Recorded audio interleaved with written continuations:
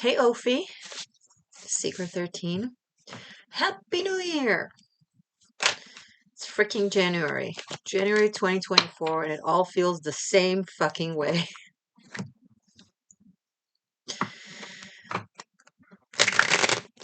I mean, maybe it has something to do with the fact that the New Year, the Chinese one starts in February, the pagan/Hebrew one starts in April, end of March.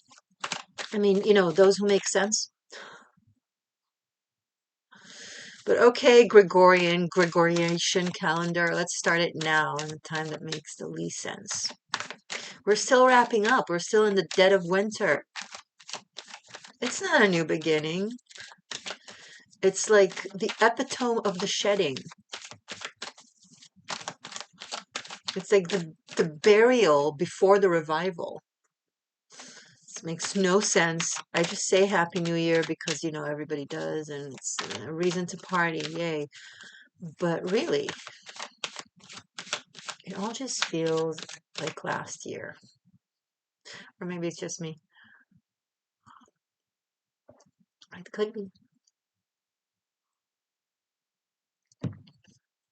It could be. Mythic Tarot.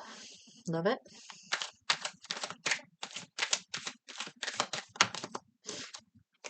Two of Pentacles. If I'll just keep working on it, if I'll just keep putting my mind and skill and energy to it, something will come of it.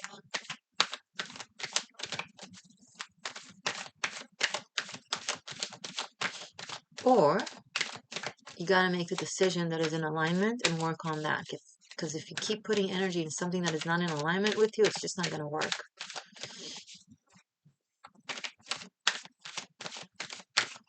It's like chasing your own tail but feeling productive because you're on the go.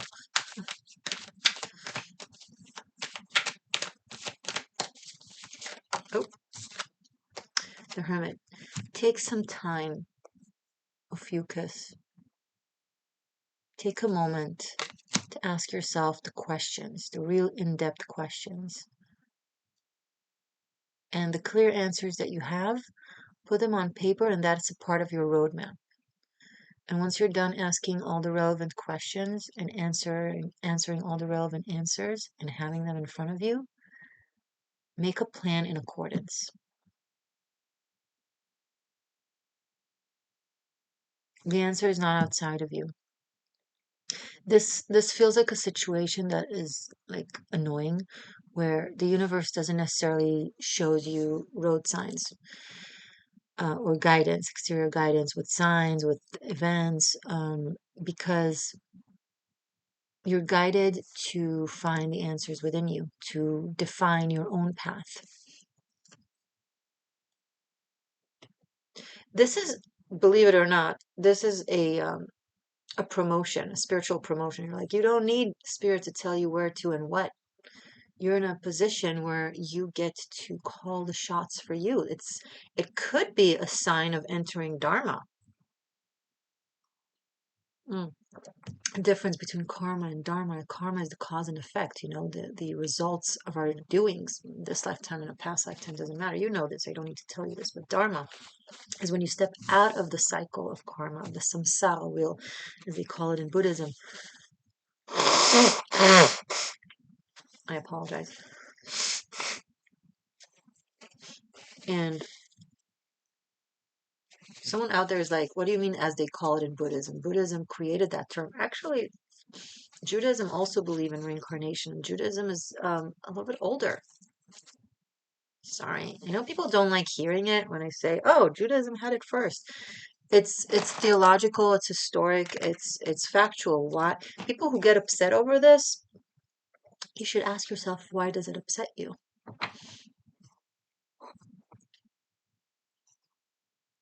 Anyway, I digress completely. So, Dharma is when we manage to somehow, somewhat step out of the karmic wheel and actually step into real free choice. Because as long as we are bound to our karma, we don't actually make free choices. Being in a karmic life path, which we all are on mostly, right, means that events come to us that are meant to come to us for us to either resolve or to experience in a form of, equilibrium, for the sake of equilibrium, etc. But once they stop coming at us, it means that maybe you've resolved a lot of your karma. And I'm saying it's a big maybe, okay, because these are general readings, but maybe it applies to you now. Maybe it will happen to you in the future, and you'll remember this video as a guideline or as a guidance for what it is that you're going through. So you can save this video and watch it later whenever you need it. But yeah, this confusing, annoying state is a promotion. You're like, this doesn't feel like a promotion. Start talking to your angels. Tell them, hey, if the case is that there isn't a specific karma for me to endure right now and I get to choose, wow, great. But I still feel confused because of the transition and because I'm not used to it. So talk to your angel or your guide. Like, can you please show me what is the ideal highest path for me? Try that.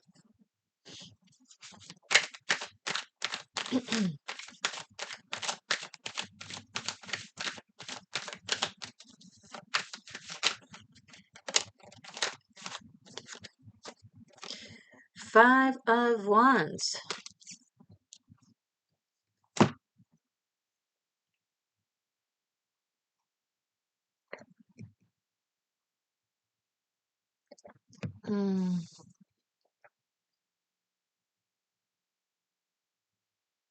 There's a journey ahead of you, Ophiuchus. A very meaningful journey that has to do with your soul path, with your North Node, with your Dharma as opposed to karma, with your destiny as opposed to fate. And, destiny would be the ideal place your soul desires to get to. Fate is like the events that are happening based on karma that are written in order for you to resolve certain things, or just are meant to be good or bad. It's not necessarily good or bad. It's just terminology wise, that's the case. Anyway, there are some dragons to defeat on the path. They're not inner. Because even if you are allegedly, we never truly are, but say, hypothetically, you are outside of the samsara wheel and are in your dharmic state, still you're living physically on this plane that is full of karmic entanglements and events. And it's like walking through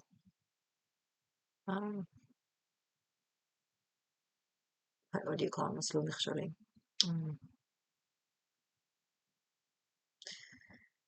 It's like being in a video game and you're trying to like find your way through like rocks falling and all kinds of characters. Like,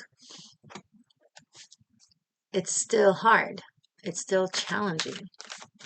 You're still finding yourself in the midst of others' entanglements and how they project them onto you and kind of try to pull you into that game or their situation.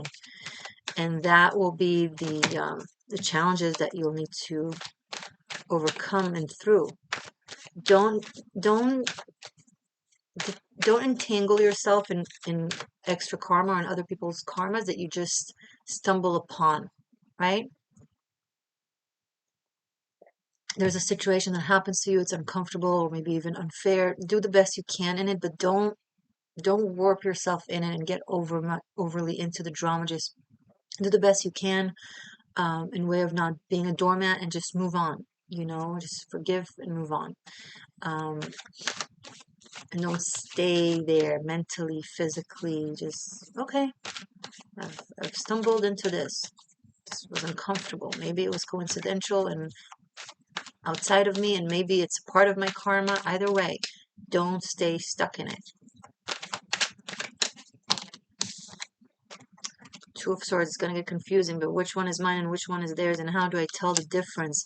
Practice breathing. Do the best and righteous thing within the circumstances. with also spiritual maturity, meaning don't get stuck on ego. Okay? If someone owes you $500 and they give you 450, okay, it's worth it to let go of those $50 just so that you can move on, right? You've got the most of it. It's not like they gypped you for all of it. That's what I'm saying. Don't overanalyze right versus wrong, stay versus go, just flow. It's really important that this month,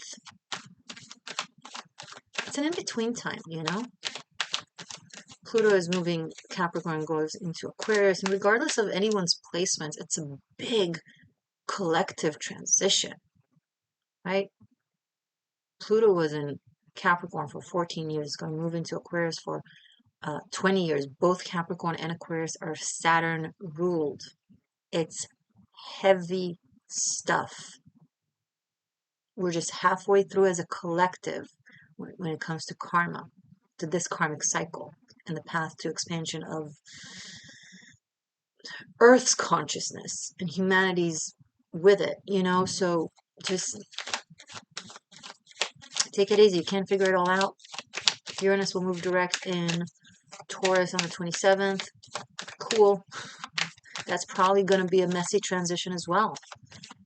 They are in earth signs, you know, Capricorn and Taurus. We feel it in our bones, in our reality, in our food, in our relationships, in our health, in our money, you know, in our bank and in our home. It's a physical thing that Pluto has been in, that Uranus is in. It's like it's a shit show, you know?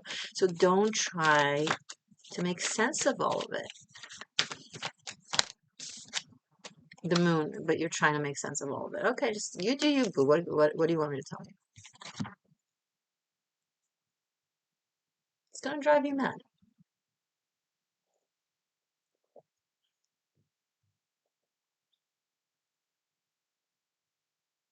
We're going to have a full moon in Cancer at the end of the month. That's going to be meaningful for you. It's going to show you the fragmentation of your psyche, where you have been self-contradicting in your actions, where there has been double standards within you, where you have been selectively outraged, etc. Right? Super forgiving here, super angry here. It will confuse you. It will be like, whoa, that doesn't make sense. How come I've never seen this or known this about myself? Well, that's okay. You know, we live, we learn, we're humans, we're imperfect, we grow. It's okay.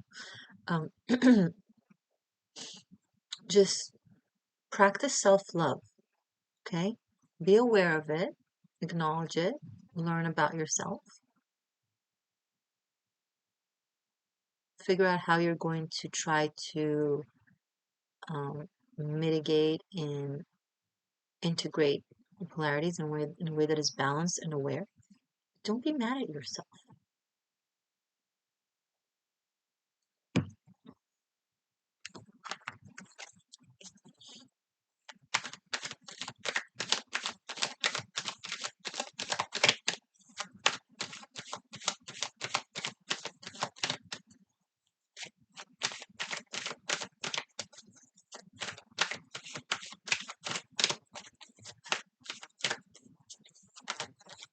Too many cards.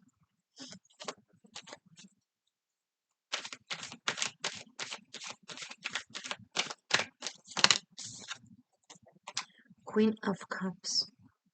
Your intuition is going to go off the charts. As soon as you become aware of that self-fragmentation and aware of yourself and seeing yourself clearly, there's going to be just an automatic, natural process. You won't have to do anything. It'll just kind of happen of just your intuition is going to deepen significantly.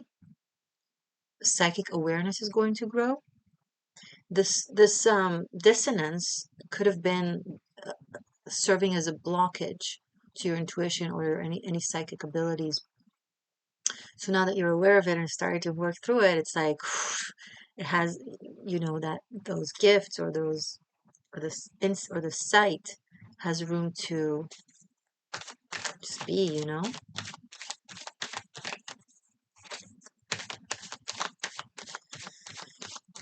You're going to start feeling yourself on a deeper level, understanding yourself, even loving yourself.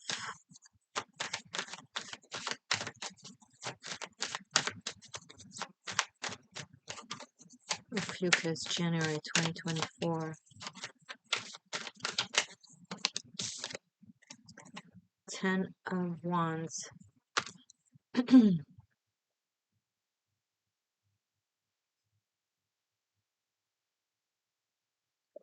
You know, like in the movies, when the main character becomes acquainted or aware of their power, but it's like they're like a teenager, or like they don't know how to control it, or it just comes out. It's like suddenly fire comes out of their hands and burns everything around them, kind of thing. So I feel like this process will kind of make room for your powers, whatever it is that is relevant for you specifically, to come out, your true power and essence to be expressed. And it's like overwhelming. It's a lot. You're not sure what to do with it. You're not sure how to work with it. It might cause some friction between you and your environment. I'm not saying you're actually firing fireballs from your hands. It's an analogy, but I think you're getting my point. Maybe you're suddenly telepathic and you're starting to really pick up on what everyone is thinking. Not necessarily the words, but you see like between the lines and beneath what they're saying, and it's like it's overwhelming. It's a lot. Maybe you're used to hanging out with someone in specific because you think they like you or whatever, and then you hear their thoughts and you're like, "Oh, I didn't know you have all these issues with me. Why are you even my friend?" And it's like awareness is a lot to handle. You know, there's a reason why we have walls of defense where we don't read other people's minds and we don't feel everything that they're feeling. Otherwise, it's too much to handle. We got to be able to focus on what we think and what we feel and just, move around in our life. But being bombarded with all the like sensing everything around you, welcome to the world of being extrasensory. It's a lot, and you got to learn how to put up boundaries, for yourself, um, and be discerning and know when to feel and when not to feel and when to take some moments to yourself and not be at that party or whatever the case may be. Like, but it also causes a lot of changes because relationships with people that you thought were on your side, suddenly you're like, I can't spend time with this person, or vice versa. You realize that you made mistakes with other people that you just misread. Um, you know, People that everyone loves and adores, you realize that they're pieces of shit and you can no longer express appreciation or respect to them. And people around you are like, why are you being rude to them? Or why are you not being admirable towards them? They are this and that. And you're like, no, they're not. Okay. So, and suddenly you show incredible amount of respect and appreciation to someone that seemingly should not be receiving that, but in essence they absolutely should. But your environment, it's like trying to explain colors to someone who's colorblind. How do you do that? Right? There's a moment in your path, in every seeker's path, when they start seeing, it can be very overwhelming. And the life path itself, you know what? Watch my 13th element video about the gift and curse of being a seer. Okay, I go in depth into that. I'm not going to chew on it right now, but I think it will be helpful for you, for those of you that this will play out this way. There's a relationship here, a romantic, sensual, possibly an affair-like relationship here that either you or the other person doesn't really know what to do with, or it's like the emotions are overwhelming.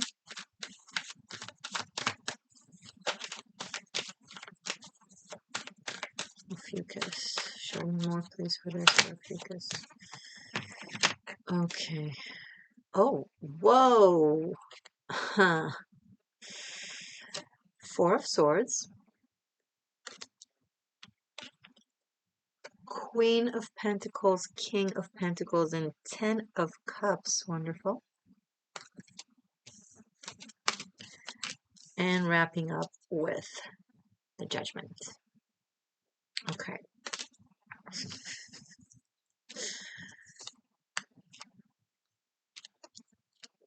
Okay, we got this. Whoa, this is wow. Because this is exciting. Who is this? Okay, Queen and King of Pentacles and 10 of Cups. I'm like, I can't stop staring at them. They're so pretty. What an interesting. Okay, so Four of Swords. Um, you're taking your moments to understand yourself and understand your environment, and you realize what you want. You want abundance. And as soon as you stop judging yourself and being a hypocrite or what about what it is you want, no, I don't want abundance. I want a lonely hermit life because I'm a spiritual Jedi. I don't know. As soon as you realize that you want to live this life, loved, loving, safe, fun, abundance, the good stuff, and there's no aspects of you that express resistance, conscious or subconscious, boom, it just happens. It just like, hello, hi, how you doing? No, how you doing? Okay, so there's and it's like your soul just wakes up to joy, to life, to what it can be, to what it can have. And suddenly it's so simple. You're like, well, duh, that's what I'm on earth for. Otherwise, if I was here to not have all these things, I wouldn't be on this planet that is about these things. I'd be in a different planet, a different realm, a different dimension. But I'm here, so yeah, that's simple enough. I signed up to math school. I'm taking math classes. I'm learning math. Why am I expressing resistance? I'm like, I can't believe I don't get to learn historic literature. Why did you sign up for? Did you sign up? You paid. You're what? Okay, you sign up here. This is where you're. So yeah, yeah, lovey-dovey and money, holding hands and all the fun stuff. Okay. Sorry, am I being too harsh? No, I think you get it. You have the capacity. In the judgment here, it's like you're getting to know yourself. You're getting to know yourself, and that's beautiful and empowering and a lot at once. So for some of you, January is going to be like a lot at once, but bottom line, it's a good thing. Okay. If you want to study tarot from me, check out Tarot Masterclass Bunkai. I created 90 pre-recorded classes to get you from zero to mastery or from medium to mastery, wherever you're at on the path. It's very comprehensive. You go through a shamanic journey. You learn all the spiritual aspects that there is to learn in a tarot. Check it out. I'm on socials, X, Instagram, The Existential Shift. If you're new to my channel, be sure to subscribe to get more yummy stuff like this. Save this video because it might become relevant further on for you. Honestly, I have no idea how to caption this video, so feel free to give it the caption that you feel worthy in the comment section, and the one that will echo most and resonate most, I will use that. So thank you in advance, and I think it could be a fun game. Because I just realized, I'm like, wow, I have no idea how to name this reading. So I'm going to trust you, my seekers, to try and do that because you're awesome. Yeah, that's that. Stay magic, stay true. I love you, and Happy New Year.